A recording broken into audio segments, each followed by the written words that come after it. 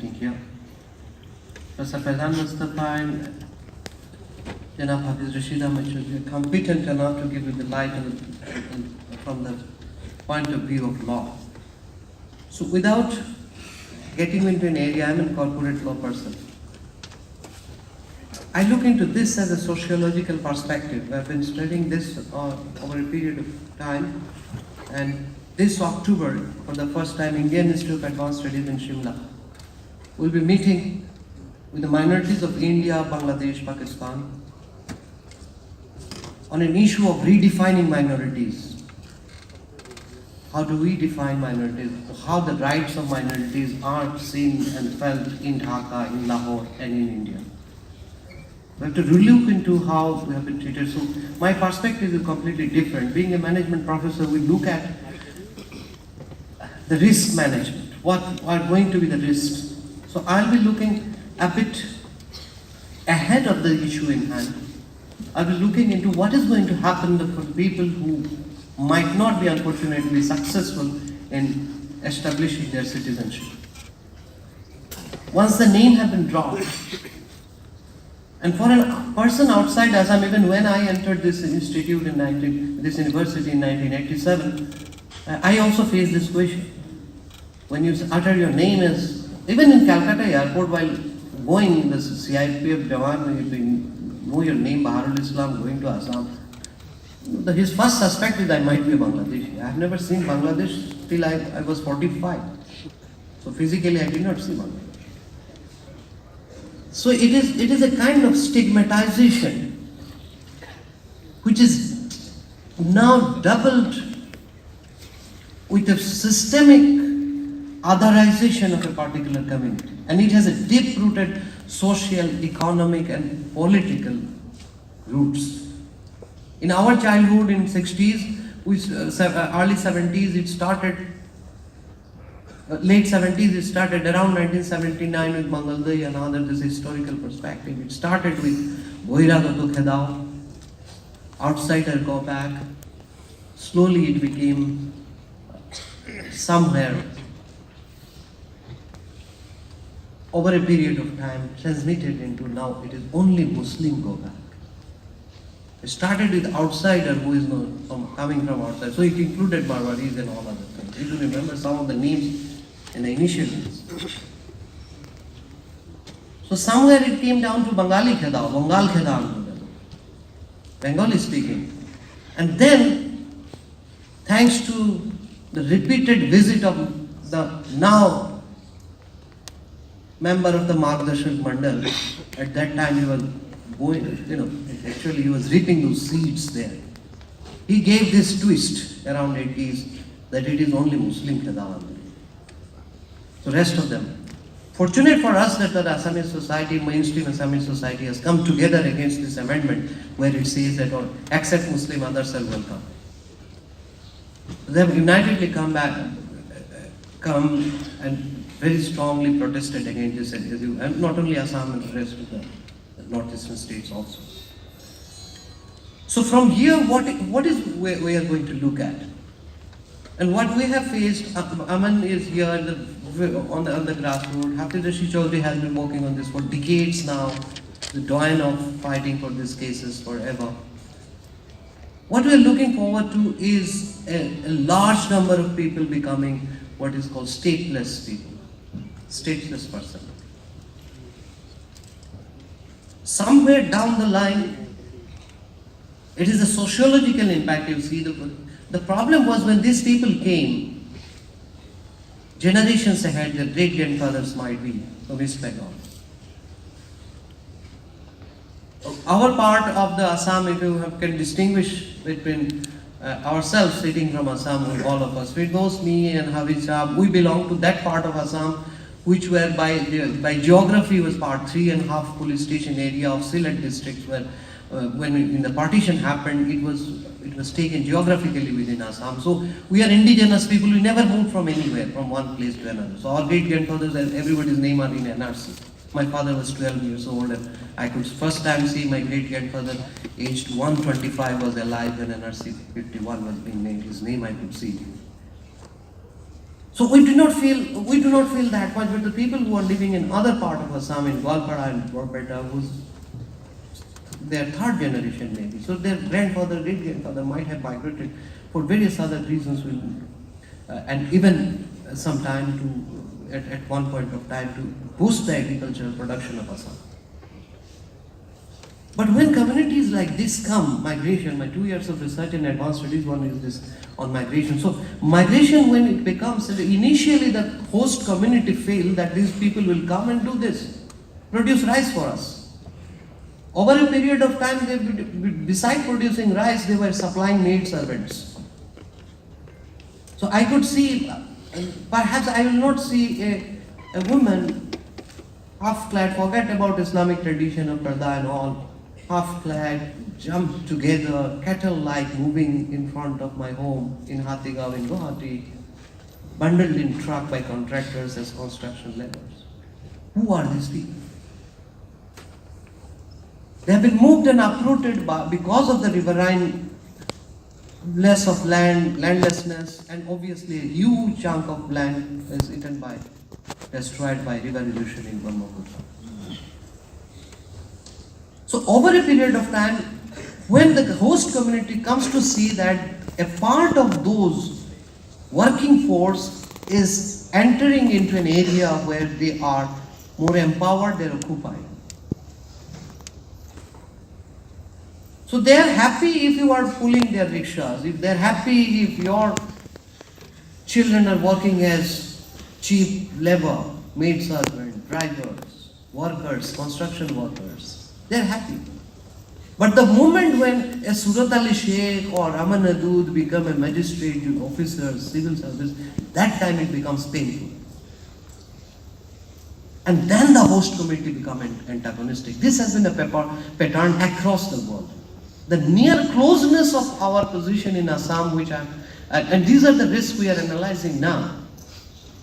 That in spite of our having conferences and the innumerable fights which Hafiz Rashid Chaudhry Sahab, many lawyers, people like our brother Aman Adud are fighting, in spite of they are coming from outside, inside, we all coming together during the NRC people. We do not have enough money and resource to fight those cases every time. Sometimes we feel so helpless. I have been witness to some of the cases with one of the party is fighting it. There are multiple organizations they are fighting the cases, but every time it comes down to a huge cost of fighting those cases. And if you do not fight up to the Supreme Court spending so much money, even minimal legal justice you don't get. I remember a case where we were so helpless, the party who I was associated with, it was funding some other cases, so it was like hesitant to put up another case means another money. We Googled around and we found address of Dushman Dabe and his phone number and his address. We reached there just like walking into. Fortunately in that case, Dushman Dabe did not take a single penny and we won the case. Simple case it was. But it was very difficult even to come to Delhi and knock at the door of the highest court of the land. So while legal cost, economic cost, and the personal psychological trauma of the people, victims, are too much, which other speakers will say, Raman is very close to those cases. But I look into it as a kind of socio-economic perspective which we are going to face very soon. What will be the fate of these people? Today or tomorrow we have to either legally, citizenship amendment bill, as you know, it has just lapsed. But it might come back. We don't know which government is coming back. It might come back with full force. And the people who are declared foreigner, and again declared unfortunately foreigner they did not get any relief in the high court level, where they go? How many people, how many organizations, how many of us are strong enough to fight those cases? So we are looking forward to what I look into when I speak to a gathering like this. I not only look into academic researchers who take academic interest of a group of section of the people within the country who are sitting in Aligarh thinking about Assam. We're so thankful to you for doing that.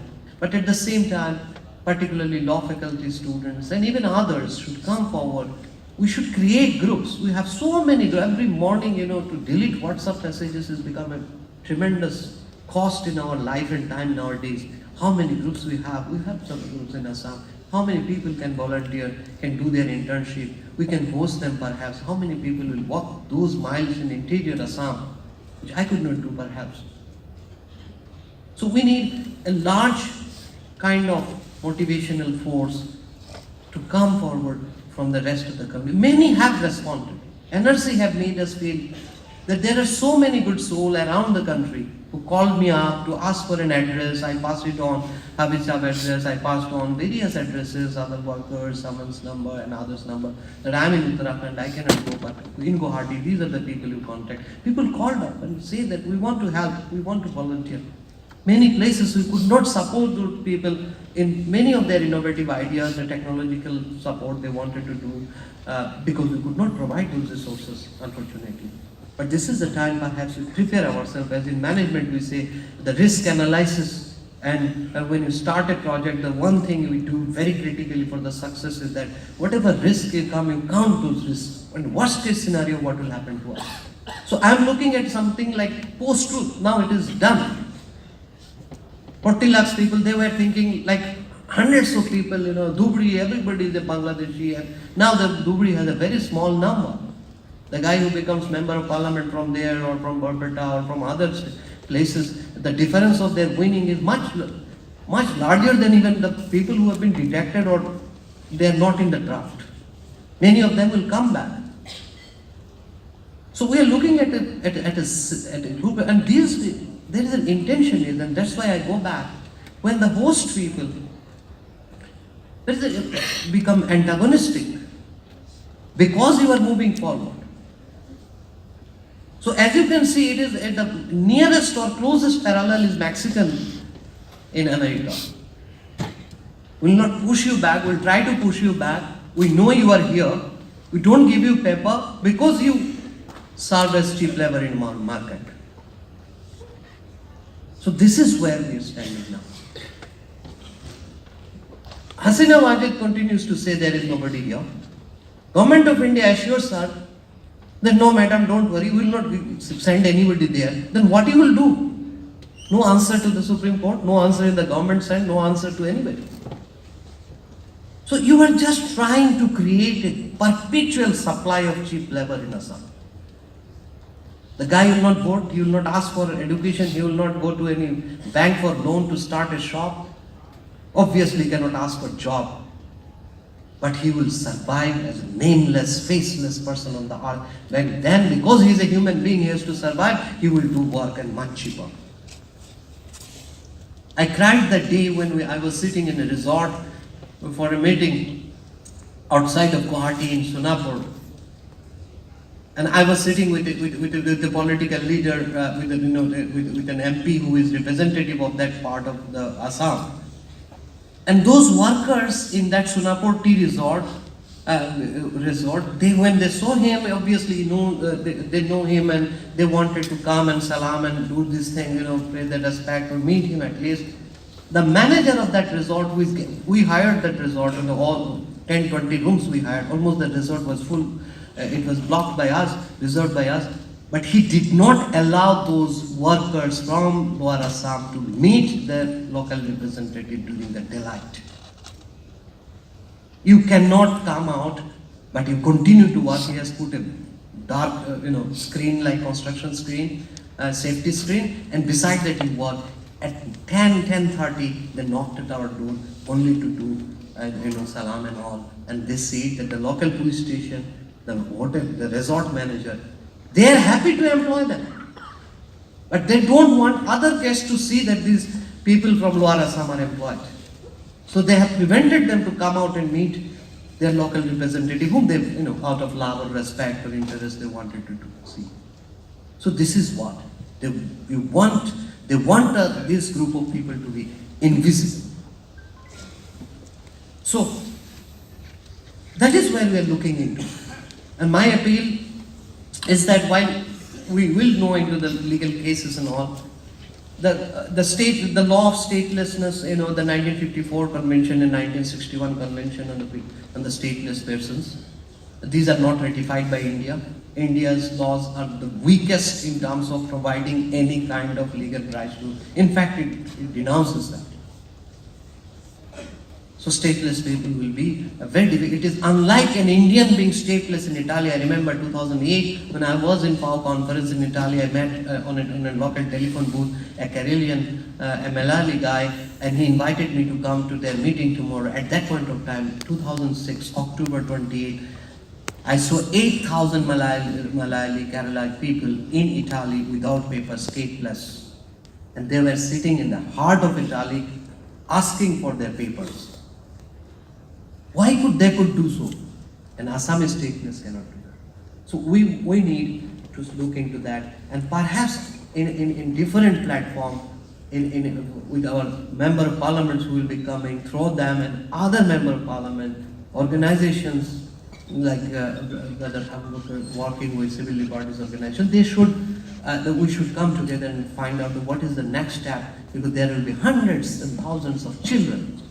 Indian law, Fazan Bhai and others will explain very well. They don't get citizenship that easily because one of the parent is illegal, so they don't get by birth, though it is called by birth, but it does not happen by birth. I will leave you with the thought for the other people at many places. So we have to embrace ourselves and plan and strategize. This is a risk coming, and where we are standing. Where is the legal support group? Whether Aligarh can produce a group and join people in Assam in law societies there, local law colleges they can tie up. So sociology, social work people can work. So many people they can start up. Can we alert everybody that this is a time when we fight together? I live with the thought. Many people ask me, and it is a very pet issue when you see a educated Muslim in an airport or in a train station. Some of the pet questions we have. There's a kind of in our exams we have some question very common. So our syllabus common question is why there are so many babies, why you marry so many times, and all those things. Some of the common question we face ever. I don't think we will ever stop being asked about this question. So the number is also fearful. The number comes. A guy who has been fudged statistical figures to give this theory that by 1950, 1939, Muslims will be largest in India, and he published those papers. He's a professor of statistics. So after 65, he is a vice chancellor of a central university in Assam. Writing those papers and giving those theories, actually he has been awarded the prize for that. But what he did not understand is this is a natural process. Sociological understanding and the theory which comes in now we study across the world in terms of demography and population is called revenge of the cradle.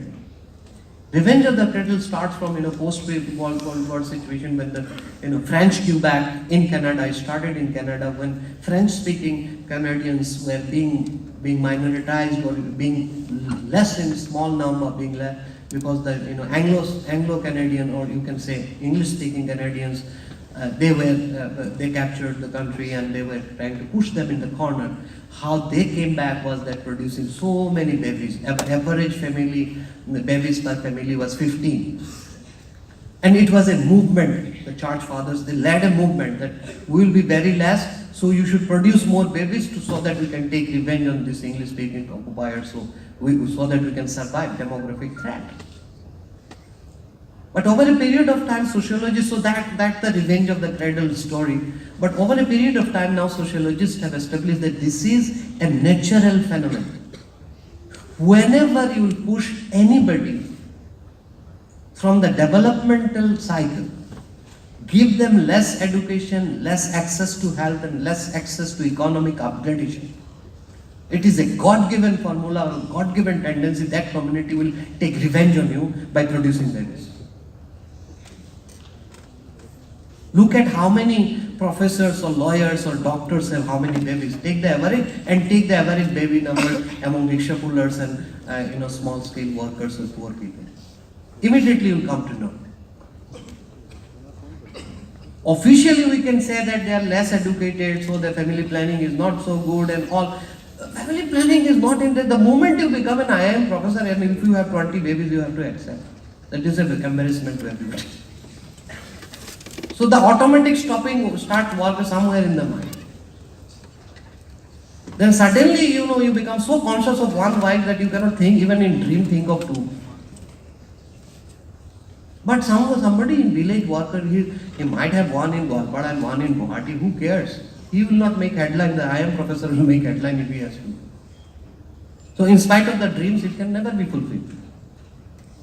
So at one point of time, this is how, and this is why you run across among the population, in black population, in all countries. Now it is an established theorization that statistically, that whenever a community, and it will happen if you do the same survey in Chhattisgarh among the poorest of the communities, you count the number of babies, it is more. It is a God-given tendency to take revenge.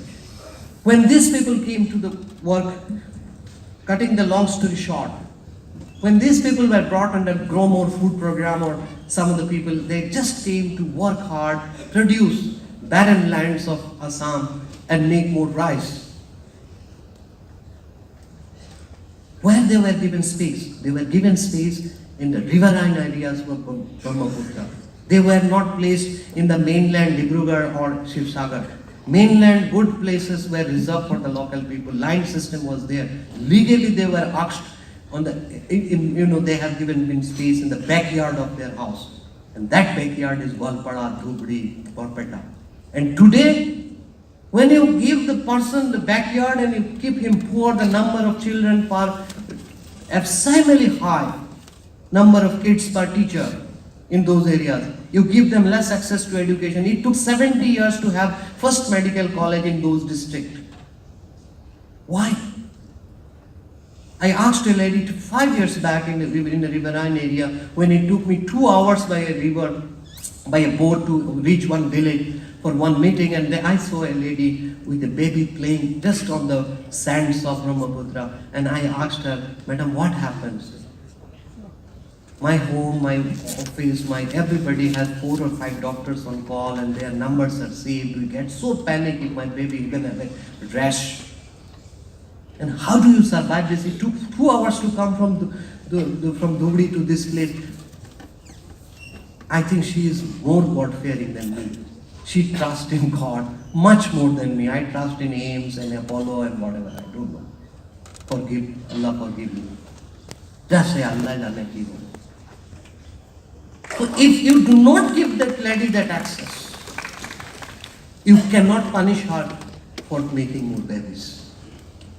If you keep Assam's largest, one of the large community, because they are Muslim origin or East Bengal origin, at the back door or backyard of your country, God forbid, indigenous people of Assam, this message they must read, that the revenge of the cradle is knocking at your door, and no matter what legal and social and political force you do, this revenge which is much larger, and it will come back and hit you so hard. At that point of time, you cannot distribute your wealth or economic system well, because America could not do it with Mexicans, Italians could not do with Romans, you cannot do with large and millions of Assamese people.